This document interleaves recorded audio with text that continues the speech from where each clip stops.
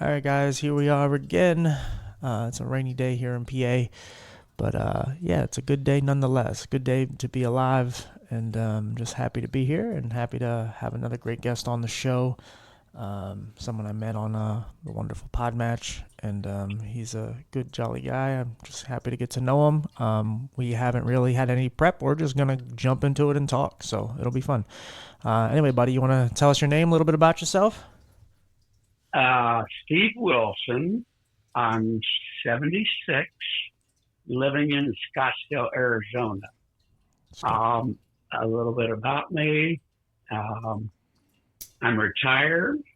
While I worked, I was in the custom clothing business. I have three daughters, and I've been married for 52 years. Wow, that's awesome. You don't see that very often nowadays. No, not anymore. No, my grandma, she was with my grandfather. He died in '03. Um, Mm-hmm. she's 93. She just turned 93 the other day, but Ooh, amazing. they were together for over 50 years. Great. Cool. Yeah. That's something, like I said, you don't see in today's world of just love, like consistent, loyal, just blossoming, like just beautiful love that just meant, because, Well, now, every once in a while, like every marriage, that love takes a hit, oh, but sure, that's okay. sure.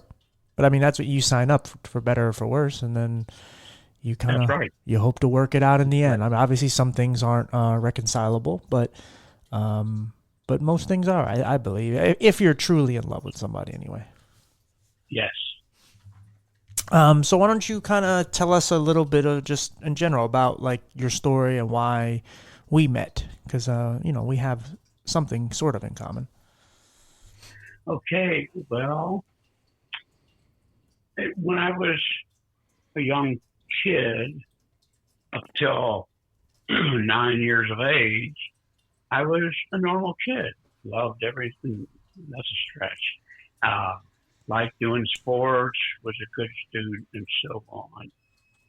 And loved to go to movies. And one Saturday, my buddy and I went to the movie, and back then they had intermissions, or they had uh, double features. So it consists when the movie was over, waiting for the next one. I went up to the concession stand. Guy got me, took me in the restroom, and raped me. That was the beginning of my spiral down. Um, for the next 20 years, I kept everything to myself. Had a hard time, and a lot of stuff happened. Um, couldn't sleep, withdrew, grades went to hell, all these things. And I finally got a psychiatrist, and they diagnosed me as clinically depressed, and they put me on medication. And back then, this was 1972. Um, they had very few medications, and none of them worked.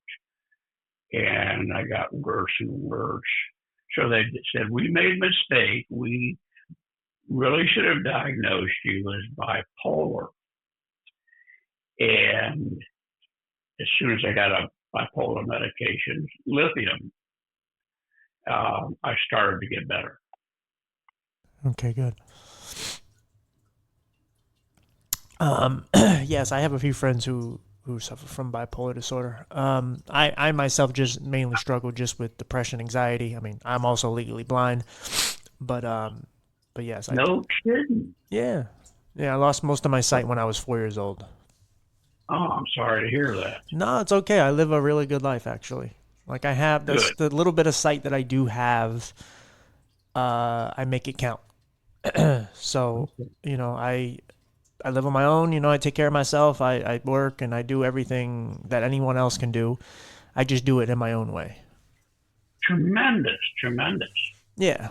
And I love, one of the reasons why you're on here is like I love meeting people who have been through hell, and then they Hmm. find a way to somehow turn it all around and turn their pain into something positive. Correct. Because that's one of the greatest like metamorphoses, or one of the greatest like transformations, when you can, instead of, because we have every reason, like you said, being raped and all these things, like you have every reason to just be angry and be in a burden in society and just have hatred in your heart and just inflict the same pain onto others that was happened to you.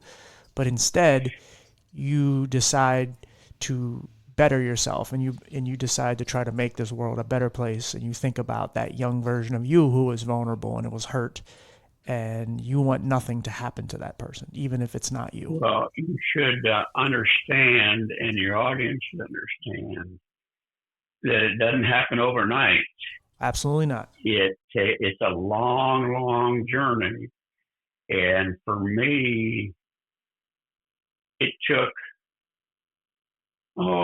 50 years to get a handle on it, which doesn't mean I am not bipolar anymore. That can't be cured, but I live a damn good life now too. I got three kids, as I said, and successful and enjoying myself. So it can happen to get through it. Sure. No, I got molested when I was young, and so I'm dealing with a lot of this stuff. Like, I'm really healing for the first time in my life, like really, really healing, not just gluing it or taping it shut and put a band-aid on and saying I'll see you Mm-hmm. later. I'm legitimately healing right now. So it took me 32 years at least, because Mm-hmm. even more, maybe a little less, maybe a little more. But yeah, no, it takes a lot of time and dedication into yourself, and just trying to better yourself throughout your life. For sure, for sure. But I'm proud of you. I'm happy that you're able to get to that point, because no matter how long it takes you, it's just important that you got there. I agree because it's not fun. No. And one of the worst things about it is that I would think when I had a couple good days, I was getting better. And then within a few days after that, I crashed again into a deep depression. And then I'd come out of it and think I'm doing all right now. And then I'd crash again. So it's like being on a roller coaster. Yeah, I mean, And it, yeah. Go ahead. I'm sorry. go ahead. No, I was just gonna say, because even with my eyes or my mental health, there are days where if I have so many good ones in a row, and it's kind of in the reverse too, because when I have so many bad ones, I'm like, this is my new normal. And in reverse, it's like, oh man, I'm doing so good. You know what? Maybe I'm not depressed anymore. Maybe my eyes, they're never gonna get worse. This is how they're gonna be. This is great. Life is awesome. And then all of a sudden, that dark cloud hovers over, and That's it's right. like, oh, that's right. You were still up there the whole time. I forgot. And it humbles you, and it makes and it kind of keeps you on your toes, because I, like you said, like I am way more healed. I'm a much better person, and I'm much stronger than I've ever been. But I know that my depression, my anxiety will always be there. Will it be as bad? No. I'm so much better off. But every so often, I'm gonna have a moment where I crash, and Right. I deal with it, and we get through it.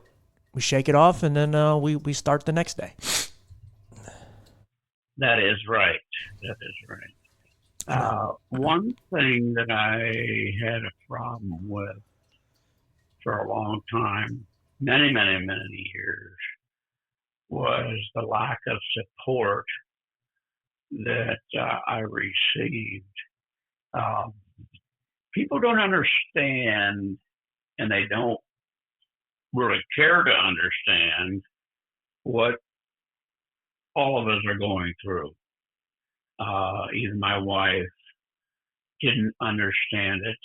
And when I was real young, my parents really, my mother kind of did, but my dad ignored me. And they really never seemed to want to know what I was going through. And it was I needed somebody just to care about me, wonder what I'm going through, and just say I love you and all that. But yeah, I didn't get any of sure. I had a similar experience like with my mom. Not necessarily she loved me, she cared, but in some of the times where I needed her most, she tried to give me tough love. Yeah, And for sure. it was almost like she was neglecting. Like I would say, look, I want to kill myself, and she would go, you won't. And whether I was going to or wasn't, it wasn't the point. It was, I need you right now, because by you pushing me Right. away, you're one of the few people that I love and one of the reasons I'm still here. So I need you to understand that by you just pushing me away makes me feel even lonelier. And I already felt like the whole world was against me.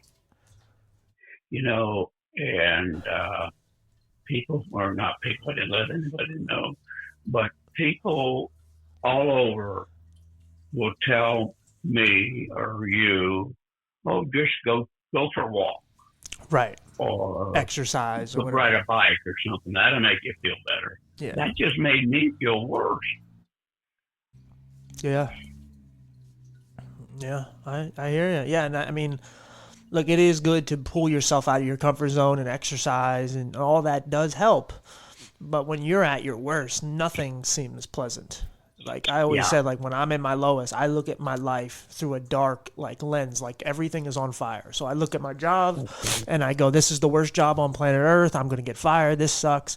I look at my apartment, I'm like, it's small, it's dirty, it's all these things. And then when you look at it through a different lens, when you're in a better mood, you go, no, this is a nice apartment. This job is cool. Like it's just like you're seeing Armageddon just hovering That's right. over you. It's like that scene in if you ever seen the Terminator movies, but like in the second one For sure. where they show like the Earth just kind of about to implode, and they just see like the sun coming at them, and it's like and then you kind of see what the future looks like, and it's just ominous and apocalyptic. And it's like, yeah, like you can look at your life through two different lenses, and it can have two different meanings and two different feelings to it. And it's still the same life. It's but and it's like when they say you don't see you how other people see you. Like there are people who may see that you as a beautiful, awesome, great person, but the way you see yourself in the mirror, you go, I'm ugly, I'm gross, I don't deserve Yeah, anything. And yeah, it's amazing how when you change your perspective, how different life can be for you. that is true. And I was very fortunate to get involved with a great trauma therapist. Awesome. And not too long ago, 2 years ago. Okay. And one of the things she did was to have me look back on my life and to try to see the things that were not my fault, Right. things that was you couldn't blame on me. And Sure. I took her journey and went back and realized that hey, it was a situation or my father or whatever it was that caused me a lot of pain, but I was not responsible for it. And that was an amazing journey that helped me realize that it was not all my fault. That's a huge step to get over. It's one maybe the hardest because it's when you again you whether it's being violated by another person, whether it's just whatever, like with your disabilities. Like for me, like yeah, when I lost most of my sight, I sat there and was like, God, why do you hate me? Mm-hmm.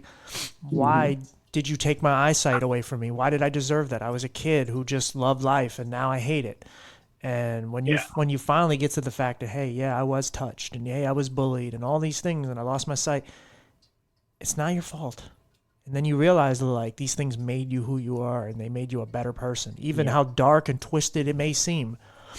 It's like, and then yeah, when someone does something violating toward you, that's the hardest one to get over because it's like, man, for sure. because then you start to, because I was going to ask you this, and mine was a woman, so it's a little different for me, but like, was there a point of view that like questioned your sexuality or questioned the fact that you liked it? Because I know it's a weird question, but for those of us who have been violated, you actually sometimes go through that mindset.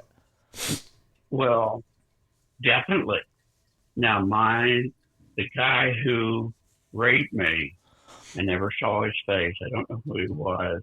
Sure. He just came out of the blue. And so I never had the problem of seeing his face or, you know, what a lot of people go through. Sure.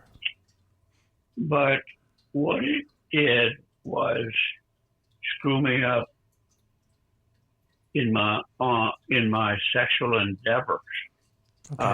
I never questioned my sexuality, Okay. but it had an effect on when I got into a situation where I was going to have sex with a woman.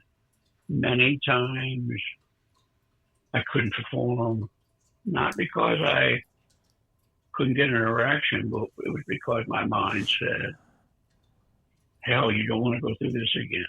Sure. So that way it screwed me up for, oh, high school, say, and beginning of college. Sure. But then right after that, as I figured out I could. Now, I'm curious, and again, I'm not looking for all your sexual details, and you can say whatever Mm-hmm. you want. But was there something? Did you have this conversation with your wife? Like, was there a point where you were like, "Hey, this happened, and I just need you to know," or was it something afterwards, or like how did it? I mean, obviously, your wife knows everything about you since you're telling everyone else. So, was that ever a conversation? Because you've been together for over 50 years, so was that ever? Well, Yeah. I'm going to tell you something. I didn't tell anybody that I was raped, and I didn't tell her until 2015. Oh, So she never knew until then. wow. Did it ever change her perspective on anything? Like was there something she thought about you and she was like, "Oh, that makes sense," or she just had no idea? She had no idea. Wow, you hit it well. Well, but I mean, obviously you're still together, so if anything, she probably got closer to you. Yes, definitely. That's awesome. Because that's when you really know when someone loves you, and I don't even just mean like a lover, just a person. When you open up Hmm. and you can tell it's emotional, it's something that's hitting you close to home, and then they just want to hug you and stay closer to you. Right, right. That's when you know you're loved, and that's a special thing, regardless of who it is. I think that's why so many people love their animals, because animals love you unconditionally, and they don't care what you've been through. They just go, "I love you." Yeah, that's for sure. We got a dog, and it's my wife's dog, and they're continually together. Yeah, I gotcha. Yeah, I have my cat, and he's amazing. He's a pain in the ass sometimes, but he's amazing. Um, It is. but yeah, so what was your? I mean, obviously you got on meds and all that, but what was, why? Okay, I should say why 2015? Why was it? Why did you feel that was the time you should start sharing that about your life for her to her or anyone else? I had no idea. Oh, I okay. just did. Did it feel good when you got it out, or was it like reliving it again? Well, I'll tell you what happened. Okay. In about 1985, now that's just about 30 years after the incident, I told my psychiatrist finally, and I was really nervous about saying this. I finally told my psychiatrist that I had been assaulted. Mm-hmm. He looked at me and said, well, let's go on to the next thing. So that really threw me into a deep depression, and I never told anyone until I told my wife. Okay. So I guess my message here is that at the time, if I had had the ability to say something back to him and force him to talk about it, I would have been a lot better off. But I didn't, and I want people to know that you can go to therapists and psychiatrists, that they make mistakes, and it can really hurt people, but you have to defend yourself in front of them, or your psychiatrist will never know. Mm-hmm. Well, I mean, I'm glad you. Yeah, I can see why that took you so long to Yeah, get that out. Because somebody who you're confiding in, you're paying. They're supposed to care about you, and then they just kind of brush it off like it's nothing. And for you, it's the most heartache you've ever endured, and to them, it's like nothing. I mean, and so then, yeah, I mean, it's amazing how much a person can bury for so long. yeah. Well, I want to tell you, since 2015, I've been the facilitator for 3 mental health support groups, Awesome. and I've seen over 1,000 people, and the stories that they tell and the obstacles that they go through to get better are amazing. And they're all individual. Nobody has the same story. And sometimes it gets really tough. There's a lot of people admitting to sexual abuse. There's a lot of people who have been misdiagnosed and have been turned off by the psychiatrists and therapists they see. And in my groups, most of them are in the category of making less than $30,000 or $40,000 a year, and a lot of them can't work at all. So they go into what in Arizona is called access, and that's government.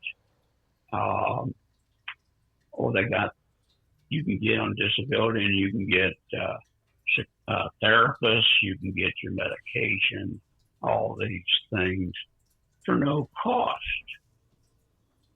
Problem is that they're really overcrowded, so people don't get good help.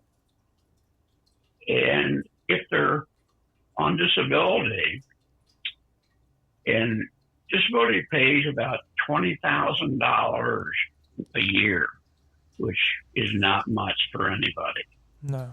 But if these people go out and try to find a part-time job, maybe they make $5,000, the government takes away their disability because 20,000 plus is over 20,000. So they take away their disability. So the government of the United States of America doesn't do much to help people who have mental issues and they don't have the funds to get help. Yeah. And then the insurance companies make it impossible for anybody who has money problems to be able to get them covered. They just won't do it. And so the only way people can really get help in this country is to be making good money so they can afford each session. Because if you don't have money, you just can't get yourself better. Yeah. So it's really a horrible system. And one I left out was the drug companies. They're really screwing people because of their prices. So in mental health, it is a damn hard way to get help. There is, and for I don't know how many millions of people are on Medicaid, but there's millions, and they continue to suffer. Mm-hmm. Yeah. And that's why that's why I appreciate what you do, because I'm also I started with a friend. We started a support group. It's for all people with disabilities, but mental health is, obviously included. And I advocate probably more for mental health than I do any other disability because of how Mm-hmm. much it affects everybody. And I know people who are paralyzed, and they will tell you the most crippling disability they have is the one in their head. Yes. Because it's the mentality of and the feeling of, can I get out of bed? What's the point of getting out of bed? Should I get out of Mm-hmm. bed? Like, what's the point when I have to struggle for everything? And yeah, there's so many people that just don't have the resources, don't have the help. There are some people that just, they tell you you don't qualify for disability, so you can't Yes. even get that insurance. And so now you have a disability, but you're not getting the money, but you can't work, and all these things, and there's so many people that are struggling. That's why for me, I chose to use my voice because I'm in a position where I can talk, and I have had those experiences, but I'm in a better place, because I just know that there are so many right now that just need a hand. They need some sort of help. How there are people out here that just need a smile. They need a positive interaction because they've lost all faith in humanity, and they don't feel like anybody's coming to save them. And that's a really awful feeling. I listened to someone else's podcast yesterday, and this woman was saying that God is the one who got her help for her mental condition, and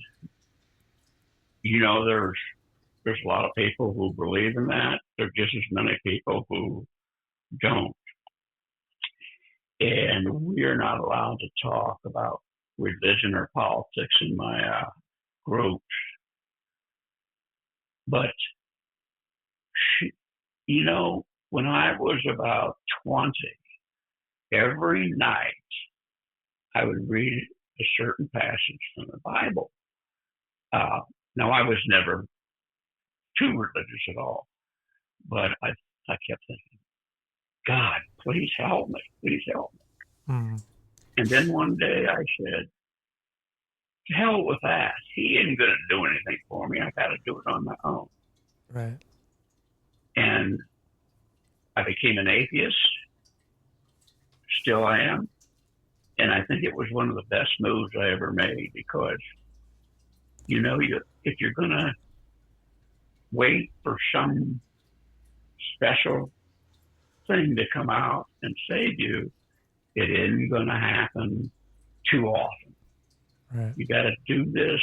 You got to do everything you can on your own because, boy, there's not a lot of help out there. Sure. No, I hear you, and I still do believe in God. I'm not a very religious person at all. More spiritual than anything. But yeah, it's the same thing with anything in my podcast or my support group or anything like that. Politics and religion, I just don't like to talk about it because Yeah, people already have their minds made up, and they don't care. right. And once they hear one word, they didn't hear what you said before or after. They're triggered, and Right. they have no common sense. And In I'm the a, world the way it is today, that's much worse than ever absolutely. before. Absolutely. You can just say a name. Like if you just say, I'm going to Mm-hmm. go buy a Tesla. Well, as soon as they hear Tesla, they hear Elon Musk. Elon Musk connected to Trump. Boom, boom, boom, boom. You go down Right. that road. And it's like, no, I'm not doing. I just said I want a car, even though I can't drive. I'm just making this up. But it's just like you didn't hear anything else I said. You didn't say why. I didn't tell Yeah. you why I wanted this car. I didn't say anything about who owns the company and who he votes for. I Mm-hmm. didn't care about any of that. But it's unfortunate. And that's why I really love the It fact. is. I It love people is. who are open minded. I love people who are not married to their ideas. Like, just have a conversation. Like, if somebody says something you don't agree with, just still listen. It's okay. You don't have to agree with it. Or you can have a real conversation, an open dialogue about it. You can give your opinion, they give your opinion, and there's no arguing. Simple. Right. But the whole thing is that this world is angry, Yeah.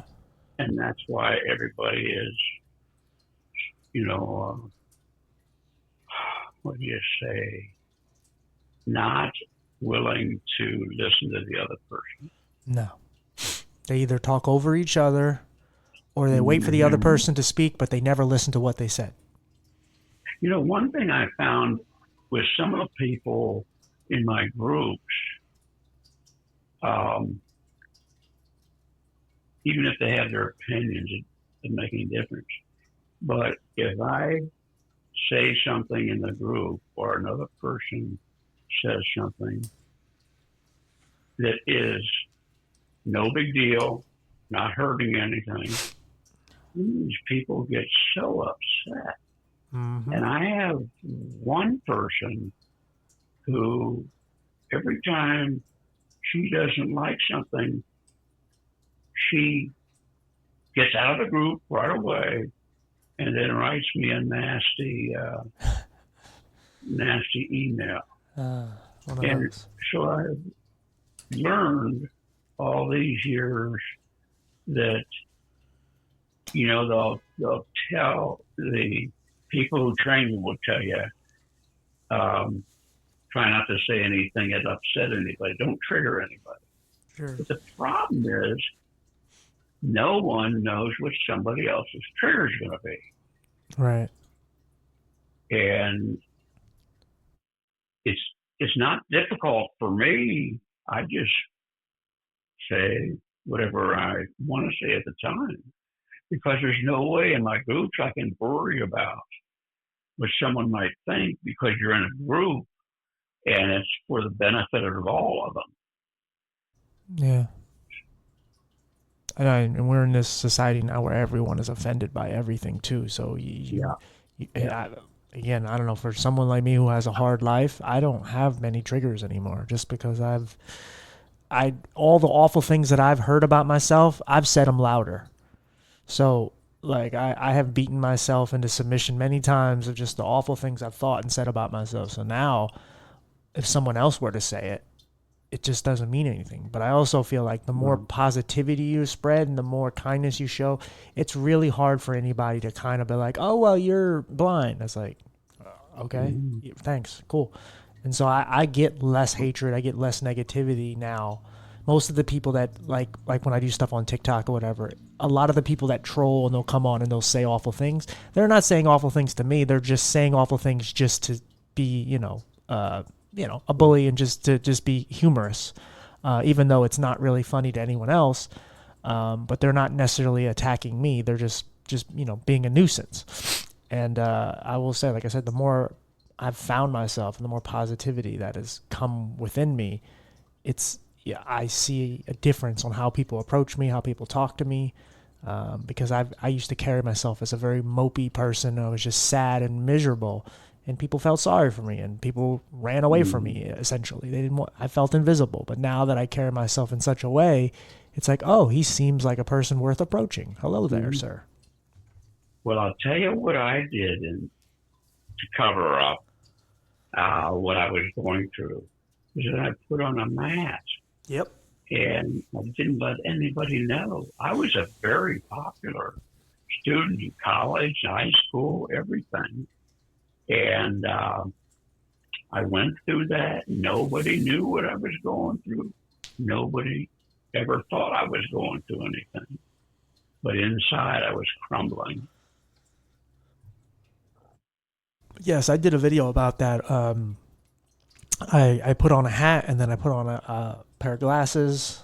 And I was like these used to be masks. I used to hide my scars.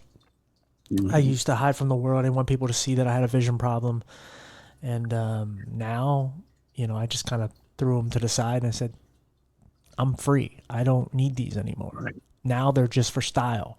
It has nothing to do with Mm-hmm. hiding behind anything because now I am vulnerable and I don't mind being vulnerable.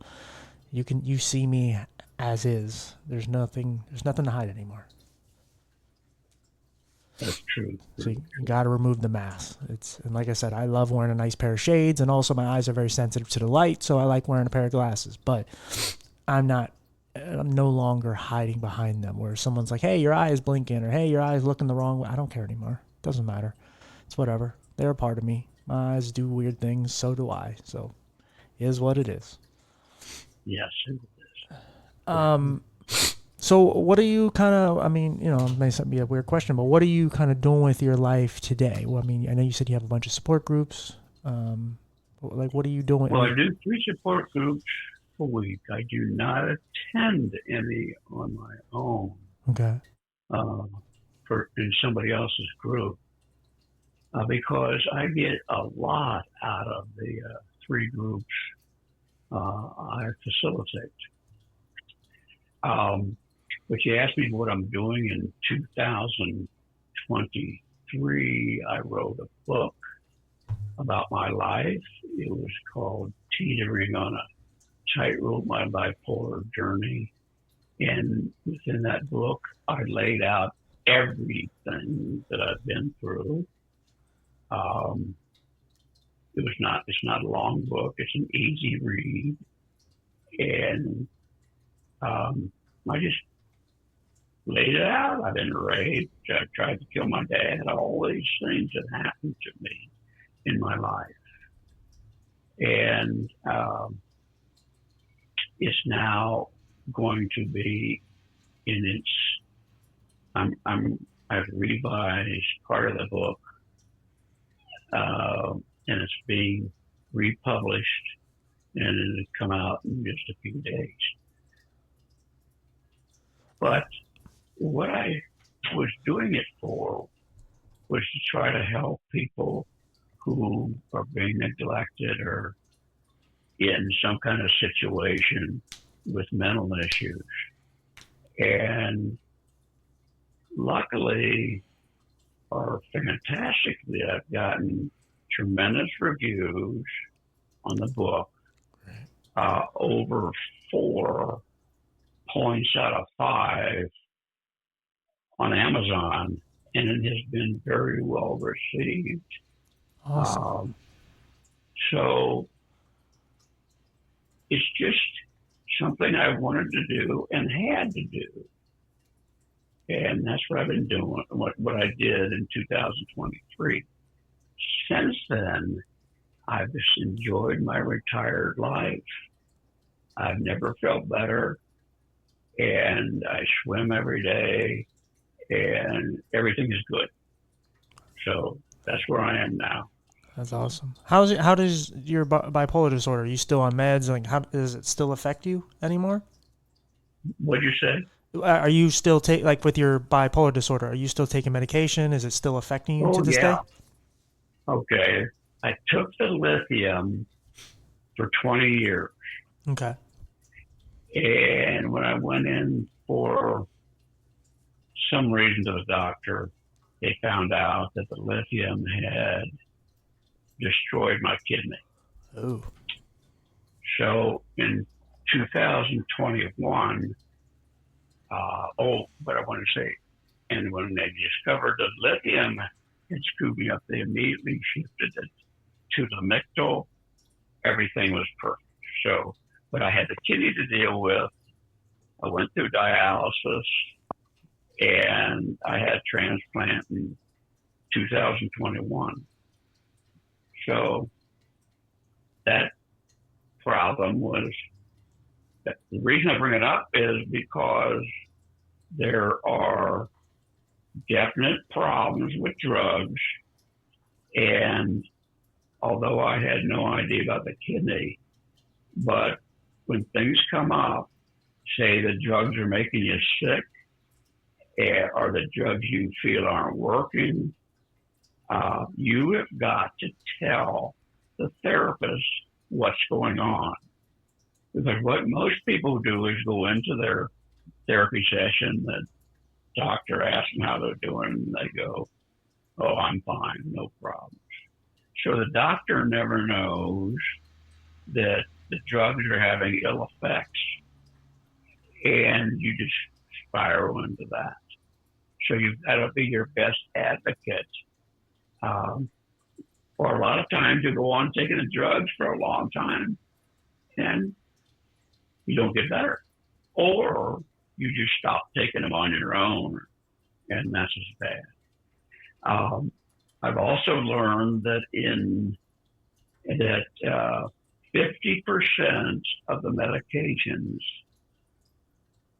will not help. Wait a minute, that's not right. 50% of people who use medications won't get any relief. It's not that the medications are wrong, it's that the person isn't able to get any relief from whatever drug they're on. So drugs are a great answer, but not for everyone. Sure. I think it's like anything. Some things are good for some and some aren't for others. Mm-hmm. So whatever works for you, do it. But remember that whatever you're promoting, whatever you're pushing, remember it may not work for you, for someone else as well. Right. Well, I appreciate you, my friend. I appreciate you coming on. I love having these Sure. deep introspective conversations. I appreciate your honesty, your vulnerability. Glad to do it. You have to do it, my friend. I love it because there's a lot of people that have no idea how to even approach these type of conversations. And I think it's amazing just to have them because you don't know who's listening on the other end. That is for sure. Do you know how big your audience is? I have no idea. Yeah, I know with social media, it's easy to tell. I know I have over 6,000 followers on TikTok. Oh, cool. But podcasts, yeah, I've done thousands of views. It kind of varies, but you just never know.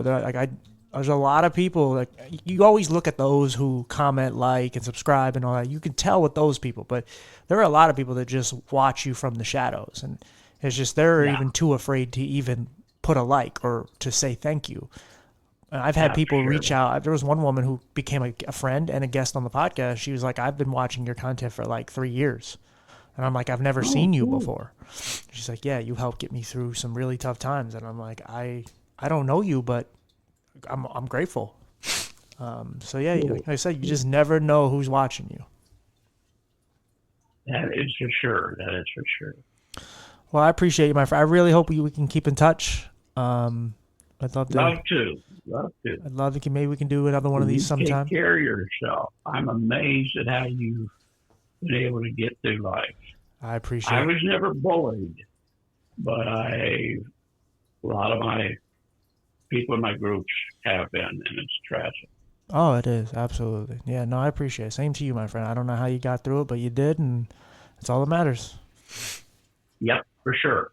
All right, my friend. Well, take care of yourself. You too. Thank you very much. I'll see you later. I'll see you later, my friend. Bye.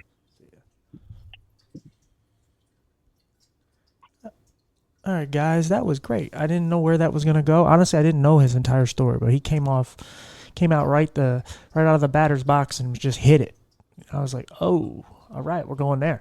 But I love it. I love that because you never know, you really don't know who's listening. You never know how many people you can affect by just being honest, man. Man, honesty is a motherfucker.